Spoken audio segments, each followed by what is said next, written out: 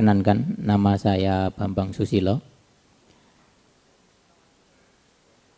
Saya pribadi adalah selaku korban BUMN. Kami mewakili kawan-kawan di wadah namanya Perkopik, Persatuan Rakyat Korban BUMN Istaka Karya. Dan juga saya seorang ketua umum dari Perpedin, Perkumpulan Pengusaha Disabilitas Indonesia. Jadi saya ini satu-satunya disabilitas yang saat ini benar-benar menjadi tumbal. Saya disabilitas polio, Pak. Saya polio kaki kiri, jadi kemarin kami ucapkan terima kasih. Jadi kemarin saat saya menerima undangan itu, saya posisi masih di Jogja. Saya langsung nyetir sendiri dengan kaki satu berangkat ke Jakarta ini untuk memenuhi undangan ini. Jadi singkat cerita, seperti yang disampaikan bapak-bapak dari Kapensi, termasuk Pak Sekjen dan Pak Ketua tadi, memang benar adanya.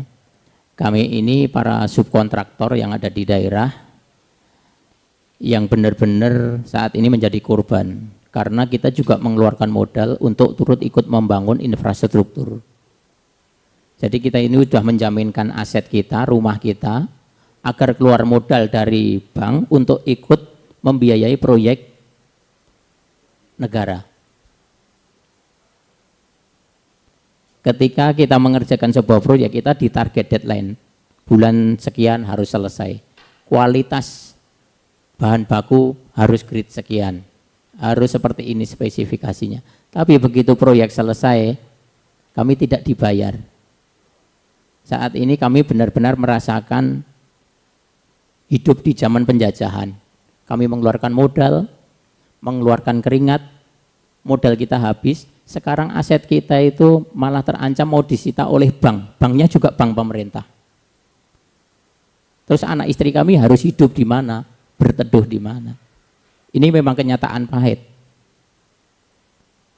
Ada satu saudara kami mengerjakan proyek tol Sediatmo, bandara. 10 tahun yang lalu sudah selesai, dikerjakan selesai. Dijanjikan oleh BUMN untuk dibayar di kemudian hari, 10 tahun kemudian ternyata di tahun ke-10 tidak dibayar.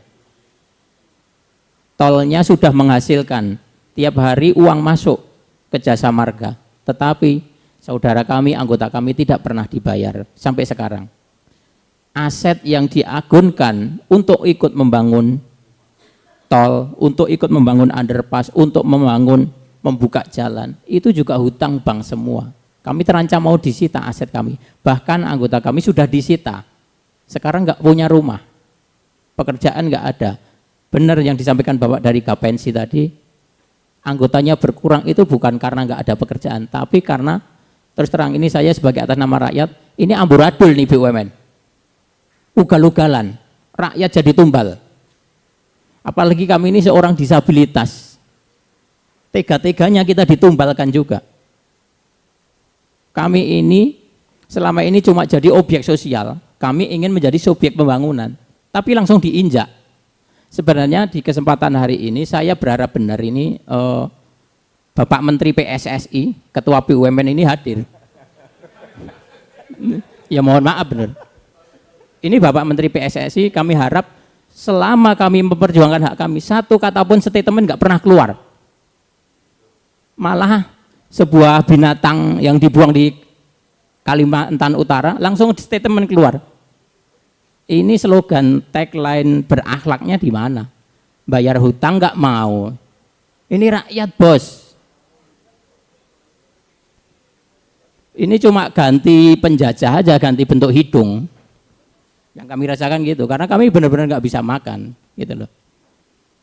Ini tol bandara ini kalau misal nanti nggak ada solusi, kami akan ambil lagi tiang pancangnya, karena itu juga hutang bank. Terus terang, ini kami sampaikan kepada forum yang terhormat ini, dan kami sangat mengapresiasi, ini baru satu fraksi dari 9 yang sangat peduli, baru dari PKS.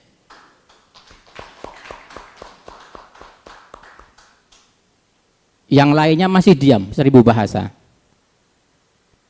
Ini rakyat benar-benar sudah sangat menderita. 2 minggu yang lalu saya mendengar kabar kembali ada saudara kita terjun dari sebuah apartemen karena sudah nggak bisa membayar hutang.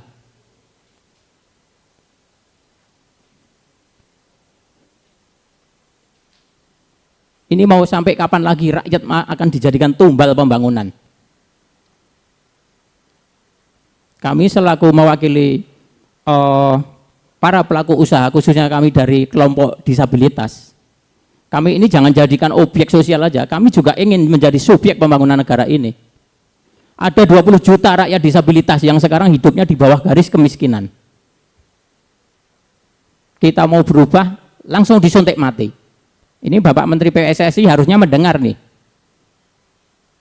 Jangan jalan-jalan terus. Kami ini sangat menderita. Dalam forum ini ada yang perlu kami sampaikan kepada Bapak narasumber yang ada di depan. Ini pencerahannya yang sangat luar biasa. Terima kasih sekali. Kami akan menyampaikan beberapa poin apakah ini sangat dimungkinkan. Istaka Karya BUMN yang sahamnya 100% milik negara. Ketika itu rugi, menimbulkan kerugian, dan rugi ini rakyat yang menjadi korban.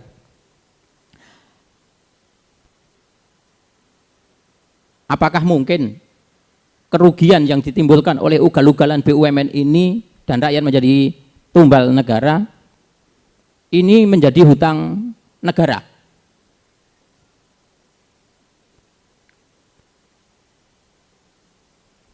Karena kami paham bahwa negara berkewajiban melindungi rakyatnya. BUMN dibentuk untuk kesejahteraan.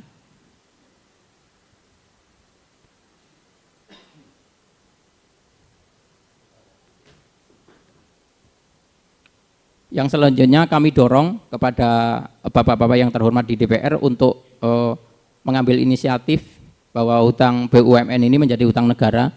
Karena kami saat ini aset-aset sudah habis Pak, terampas secara sistemik Pak. Yang terakhir adalah, kalau BUMN mengajukan PMN, kami harap hutang-hutang yang terjadi di Istaka Karya ini mohon untuk dipenuhi, karena banyak para korban ini saat ini sudah meninggal dunia.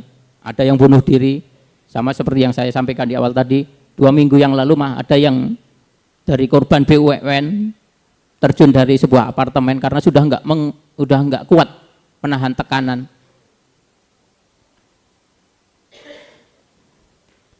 Saya rasa itu yang saya sampaikan. Ini ada kawan kami mau menambahkan sedikit. Baik. Assalamualaikum warahmatullahi wabarakatuh. Terima kasih Pak. Ini topik mengenai penyertaan modal negara.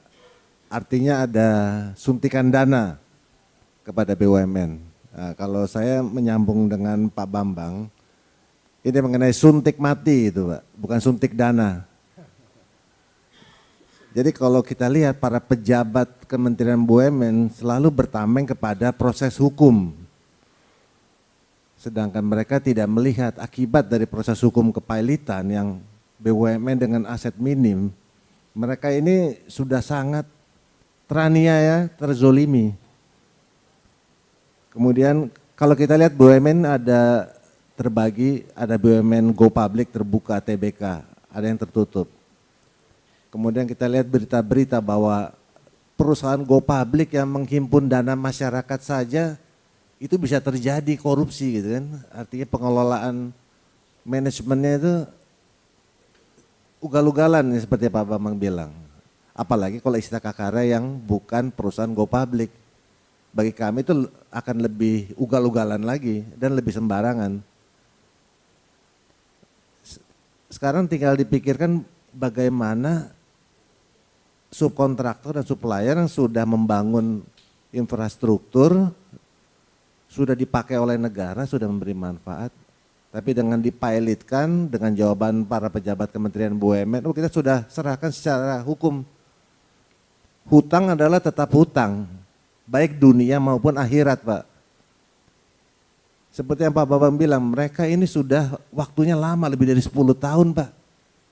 Sudah mau menurut, mengalah, bersabar, sampai ada yang putus asa, udah sampai bunuh diri.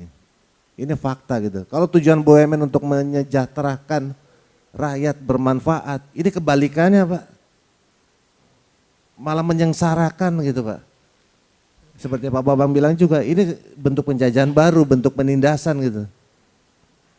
Jadi saya juga seperti Pak Bambang mengucapkan terima kasih atas upaya Komisi 6 melalui fraksi PKS yang sudah mendukung dari mulai RDPU, kemudian Pak Amin di sidang paripurna sampai interupsi gitu untuk menyuarakan kami. Kami sangat tersentuh Pak atas usaha Bapak dan terima kasih. Sekarang tinggal kami berharap lembaga eksekutif tersentuh hati nuraninya gitu Pak. Kalau kita kehidupan berbangsa dan negara, sejak kecil kita diajarkan Pancasila UUD 45. Jadi tolong itu bahwa ini hanya bukan jargon Pancasila UUD 45. Itu benar-benar tolong diterapkan oleh pemerintah. Ini negara kepada rakyat, antara negara kepada rakyatnya gitu Pak. Sekian, terima kasih. Wassalamualaikum warahmatullahi wabarakatuh.